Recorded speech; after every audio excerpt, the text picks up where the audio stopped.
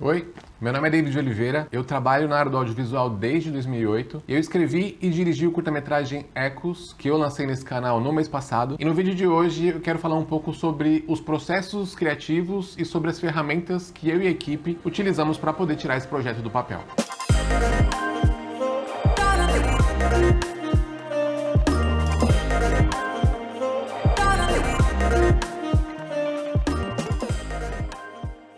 A maioria dos processos que eu vou comentar aqui nesse vídeo foram os que eu utilizei para esse curta-metragem. Não é uma regra marcada na pedra, e mais pra frente eu vou dizer o porquê.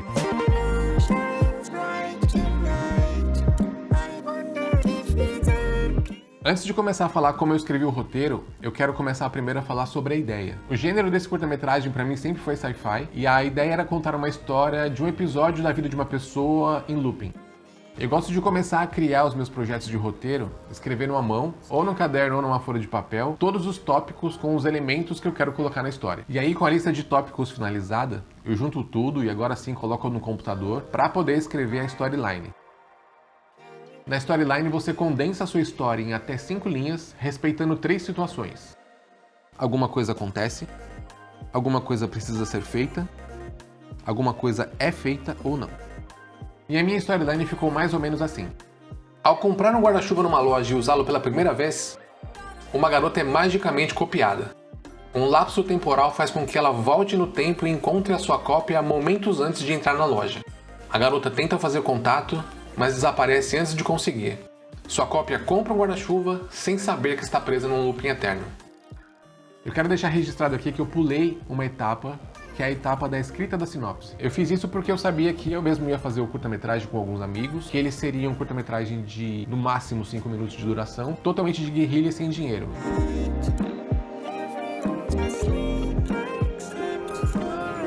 Esse é o roteiro que você conta a sua história sem muitas informações técnicas. Você informa se as suas cenas vão acontecer de dia ou de noite, você descreve suas personagens, adiciona os diálogos e prioriza a descrição da ação das suas cenas. É por esse motivo que essa formatação é conhecida como Master Scenes. A primeira versão do meu roteiro ela ficou com 5 páginas, o que me daria em um curta-metragem de aproximadamente 5 minutos de duração, já que cada página escrita no formato Master Scenes equivale a 1 minuto de filme.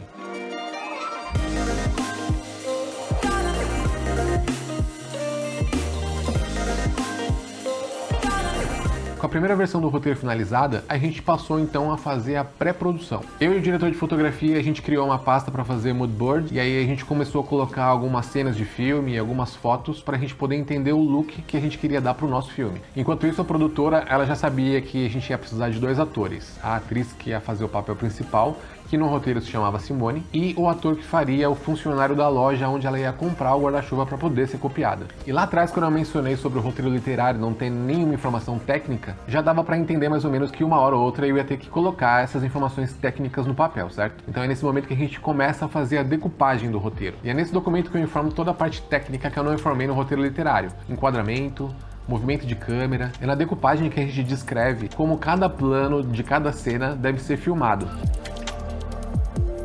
E naquela fase da nossa pré-produção, toda a equipe precisava saber como que ia funcionar a locação externa. Eu fui no Google Maps e tirei alguns prints para poder mostrar para o pessoal o que eu tinha imaginado.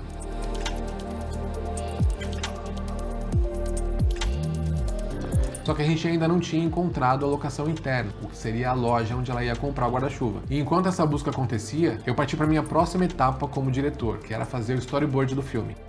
Só que eu não sei desenhar. Mesmo assim, eu tentei fazer esses desenhos de palitinho.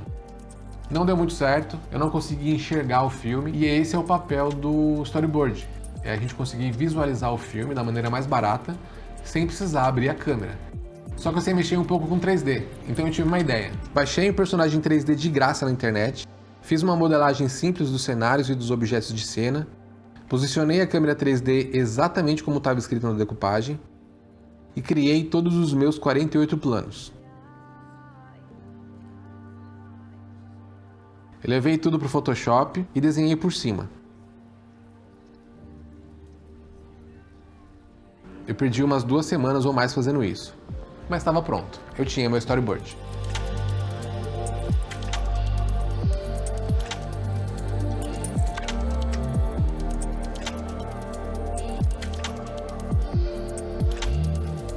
E numa das reuniões semanais da equipe, a gente descobriu que a gente tinha alguns problemas. O primeiro problema é que a história toda do filme se passava durante a noite, e isso exige um pouco mais de luz, principalmente para os planos mais abertos. Outra decisão que precisava ser tomada era referente à chuva. Quando a gente descreve no roteiro que vai chover em uma determinada cena, a gente não pode ficar esperando a mulher do tempo dizer na televisão que tal dia ou tal noite vai chover. A gente liga para a equipe rapidamente e fala, ó, vai chover essa noite, vamos lá aproveitar essa chuva que São Pedro tá dando pra gente. A gente tem que criar e produzir essa chuva. Então eu precisava tirar a chuva do roteiro. Só que eliminando esses dois problemas, a gente criava mais um. Se eu não ia mais ter chuva, a personagem principal não ia mais precisar entrar na loja para comprar um guarda-chuva. Se ela não comprasse um guarda-chuvas, ela não seria copiada. E se toda a nossa pré-produção estava sendo feita para que a gente filmasse à noite, mas só que a gente ia filmar de dia, eu precisei voltar a uma casa no tabuleiro e voltar a escrever o roteiro. Então, com a segunda versão do roteiro pronta, eu, a Manu Macedo e o diretor de fotografia, o Fábio, a gente foi até a locação para poder fazer o primeiro shooting board.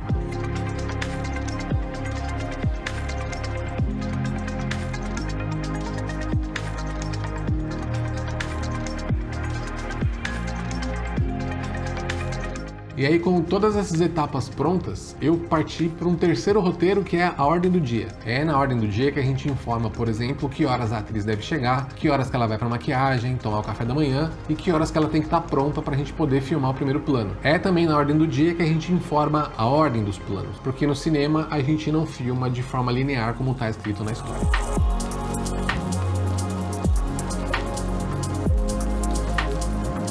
Primeira coisa, produção. Cena 1, plano 1, take 4. Ação.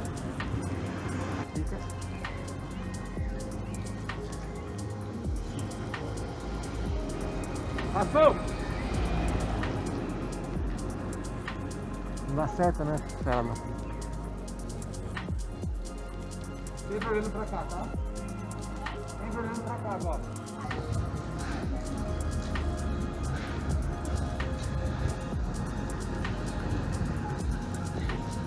Não!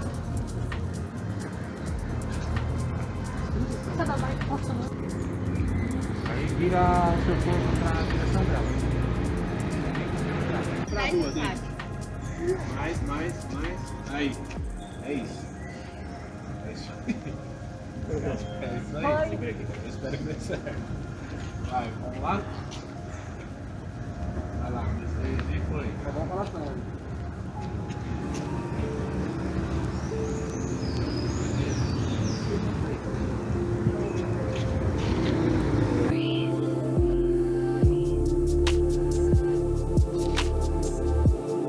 Eu escrevi 11 versões do roteiro e não teve nada mais difícil nesse processo todo do que a edição. Eu assisti o material na timeline do software de edição e só encontrava defeito. Só que depois desse trabalho todo, eu tinha que finalizar, por mim e pelas pessoas que me ajudaram a tirar esse projeto do papel. Então eu sentei na cadeira, comecei a montar bem lentamente, tirar tudo que estava ruim, e toda vez que eu ia dando play, eu gostava mais daquilo que eu estava assistindo. E só em março eu estava feliz com a 15ª versão da montagem.